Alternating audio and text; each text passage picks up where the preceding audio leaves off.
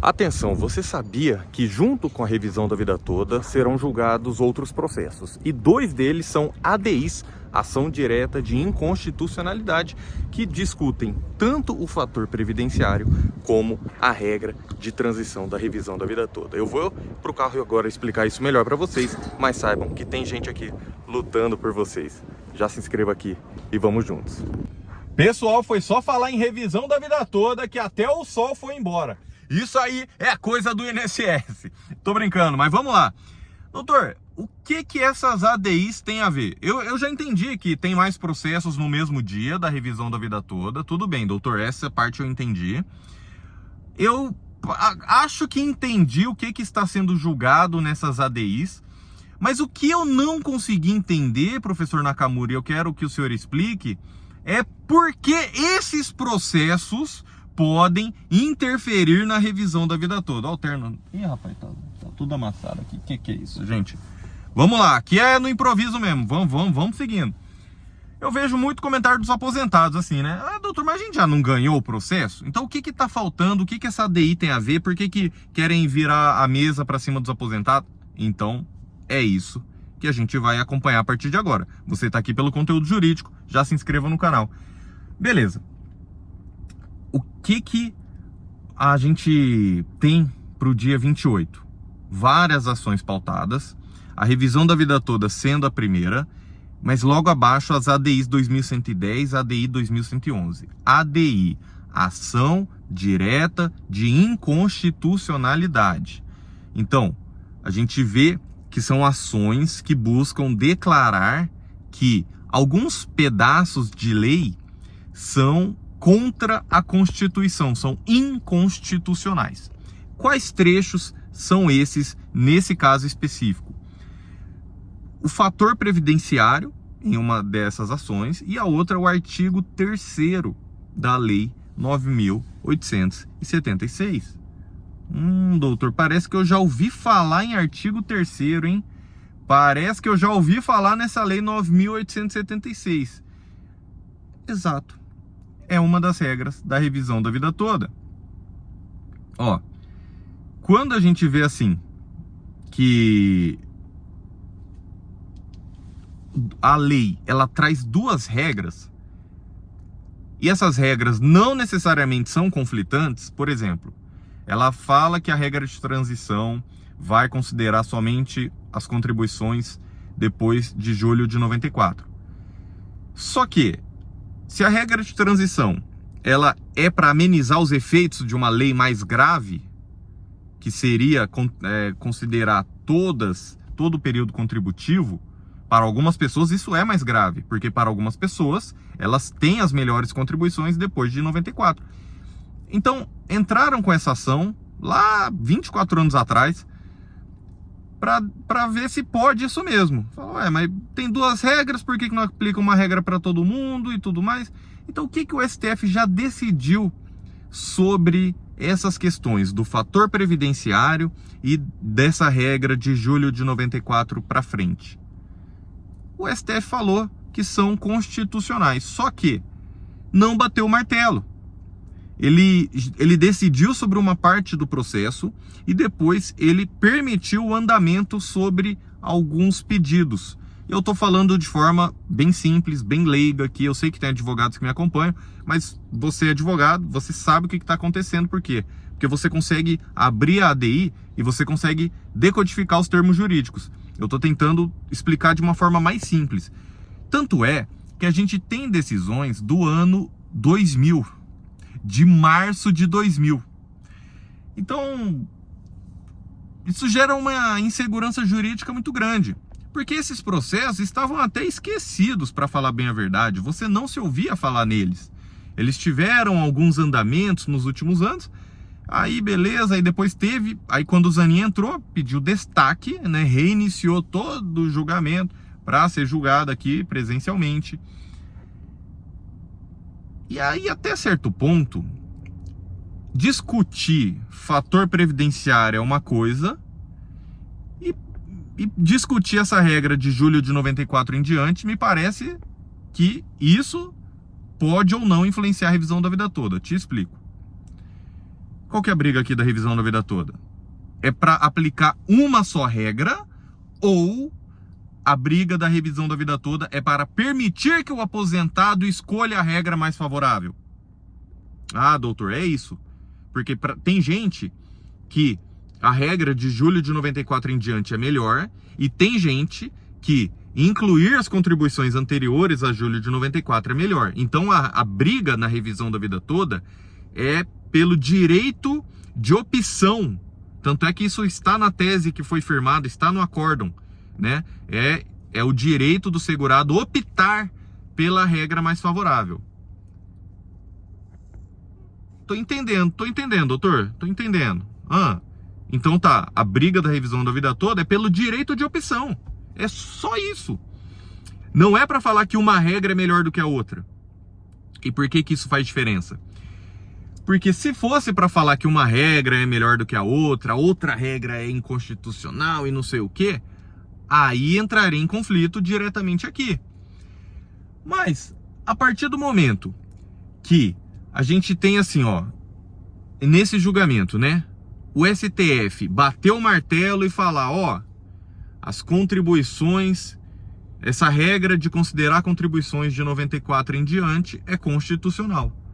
Ele falar isso, o STF falar essa regra por si só, isso não afeta a revisão da vida toda em nada. Em nada. Por quê? Ó, é assim, pessoal. Tô com 2 celulares aqui, são 2 regras, certo? Tá.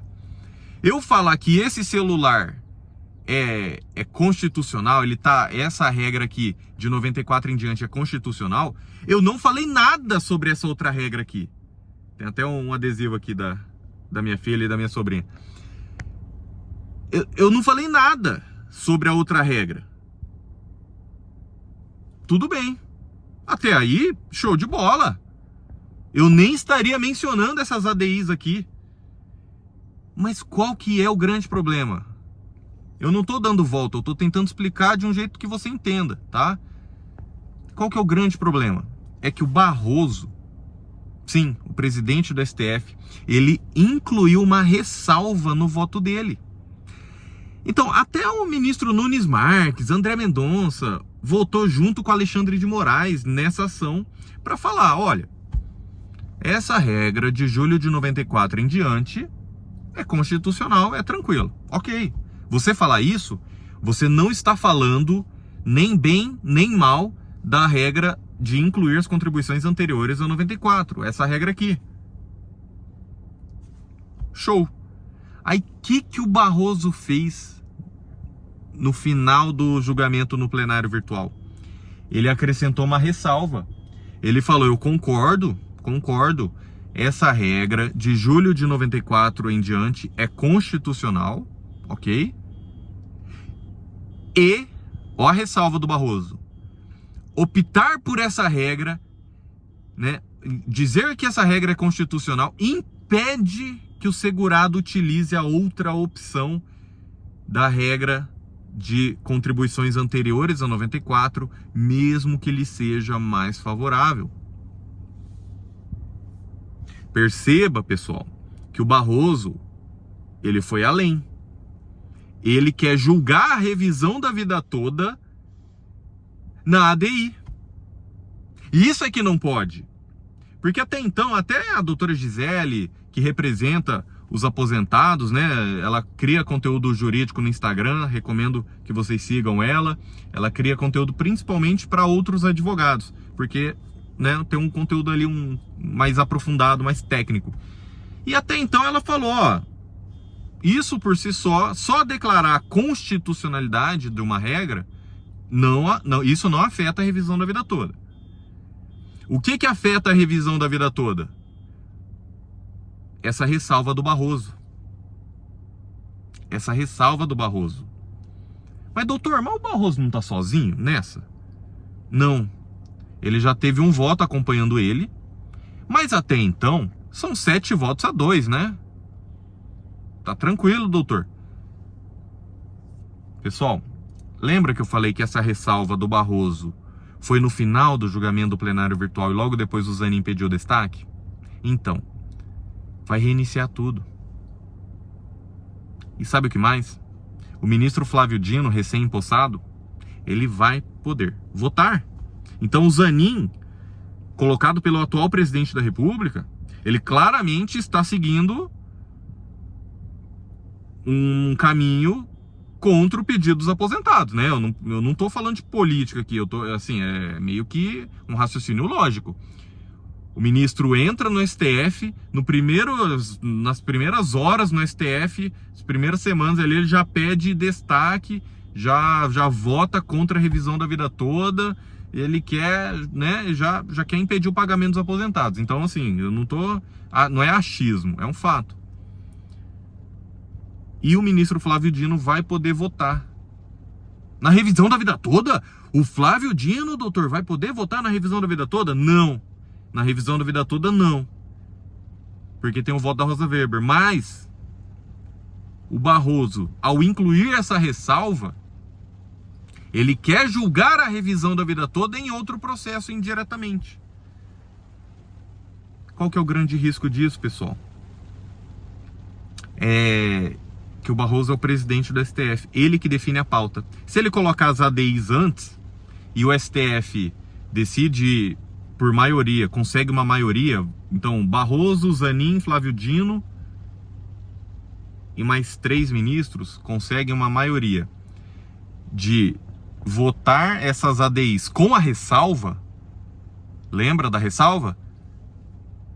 Essa regra de 94 em diante é constitucional e isso impede o aposentado de optar pela regra de incluir as contribuições anteriores a 94.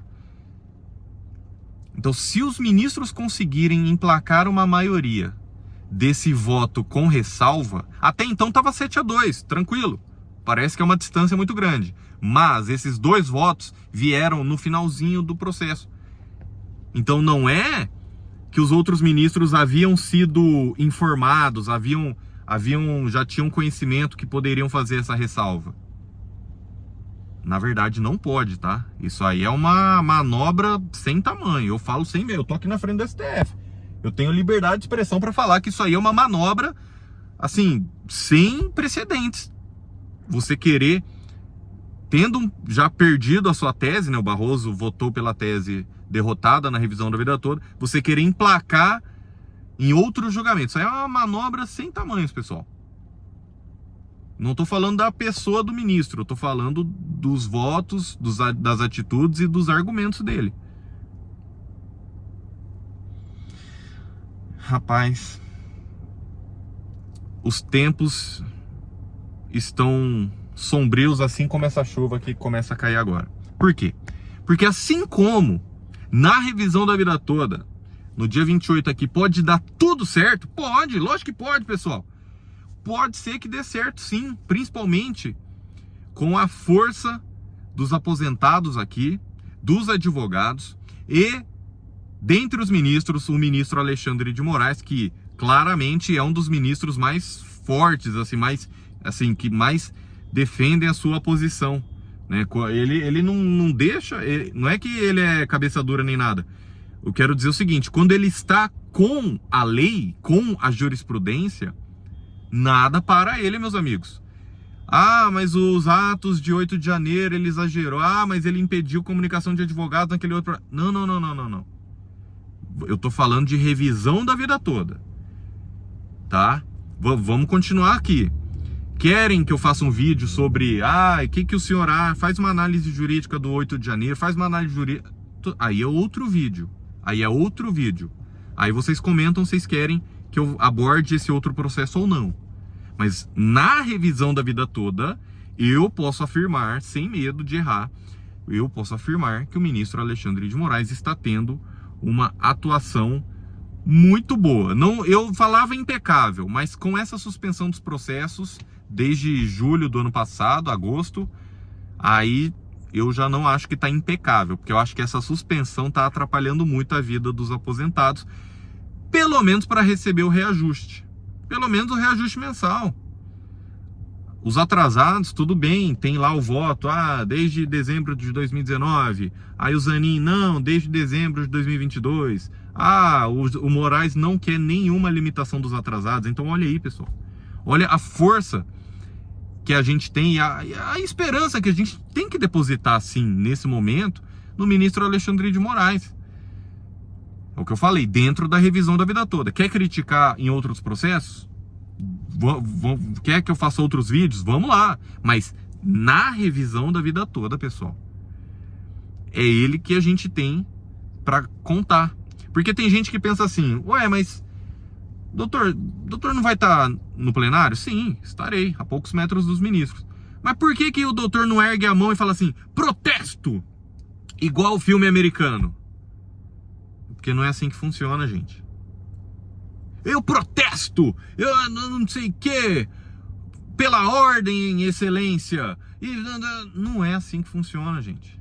O máximo que um advogado que fizer isso vai conseguir é ser expulso do plenário. É estragar a imagem da luta dos aposentados. Embora o INSS ele não jogue com as regras do jogo. É uma forma de dizer, é claro que isso aqui não é um jogo, né? Mas eu quero dizer assim, o INSS ele coloca notas técnicas na imprensa sem juntar no processo. Na correção do FGTS, ele entrega nos gabinetes documentos que mostram números absurdos um dia antes do julgamento. A AGU, no caso, né, que representa o governo federal. Então, eu acredito que a gente precisa continuar dentro do caminho correto, para não perder a razão. Inclusive, olha só que bacana. Eu não sei se vocês vão conseguir ler nesse carro aqui. Esperei confiantemente pelo Senhor. Salmo 40. Vocês acham que tá à toa isso aqui, na frente do STF, e eu fazendo um vídeo aqui e realmente paro atrás de um carro que tem o Salmo 40. Esperei confiantemente pelo Senhor. Não quero também filmar a placa dele, não sei nem se já apareceu. Pessoal, faça a sua oração, faça a sua entrega de energia positiva, porque a gente vai precisar. E compartilhe esse vídeo, porque o mal só prevalece quando os bons se silenciam. Quando a verdade faz barulho, a mentira do INSS é achatada, é diminuída. Os algoritmos das redes sociais começam a perceber que o lado dos aposentados está ganhando força. Com isso, a mídia também começa a falar mais do lado dos aposentados, porque até agora muitos só estão falando dos números do INSS. Então, você que ficou até aqui, o resumão da ópera, né? As ADIs que estão junto aqui no mesmo dia da revisão da vida toda, a princípio não teriam interferência na revisão da vida toda, a princípio.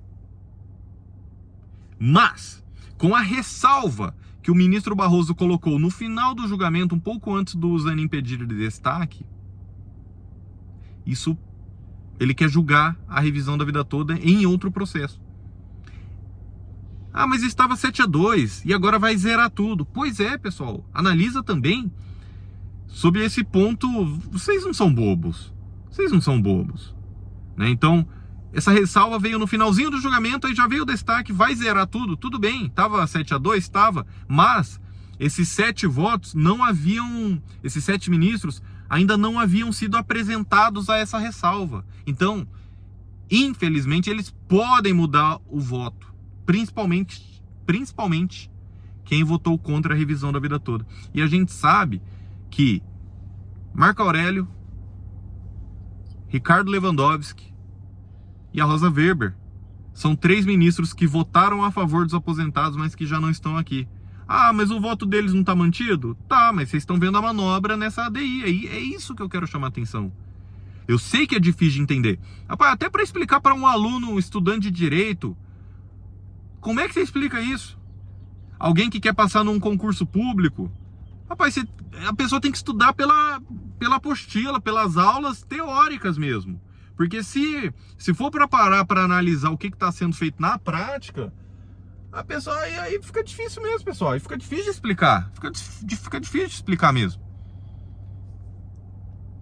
Mas eu creio, ainda mais com essa mensagem aqui, sei lá, posso estar viajando, desculpa, gente, mas eu acho, se quiser falar que é muita coincidência, mas eu acho que não é coincidência. Eu acho que, ó, um Salmo 40 exatamente aqui na minha frente. Esperei confiantemente pelo Senhor, Salmo 40.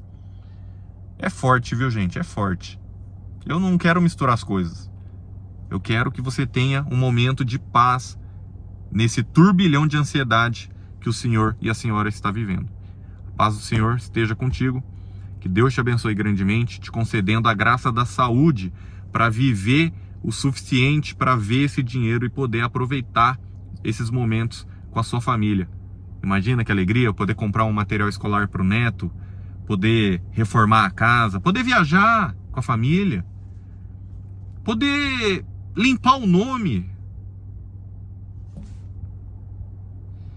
Ministros do STF, tudo que eu peço, agilizem o pagamento dos aposentados, porque já foi decretada a vitória dia 1º de dezembro de 2022. Obrigado por estar aqui, compartilhe esse vídeo e até a próxima.